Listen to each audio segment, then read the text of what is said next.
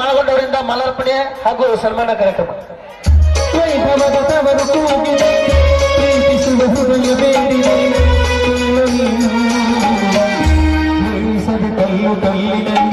ಕನ್ನಡ ನುಡಿ ಕನ್ನಡ ನುಡಿ ಕಾಣಿಸದ ಹಣ್ಣು ಚಿಂತೆಯಲ್ಲಿ ಹಂಪೆಯ ಗುಡಿ ಹಂಪೆಯ ಗುಡಿ.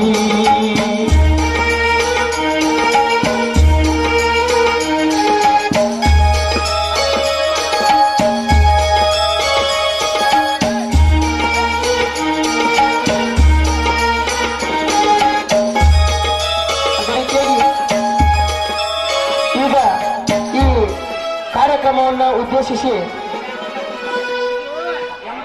ಶ್ರೀ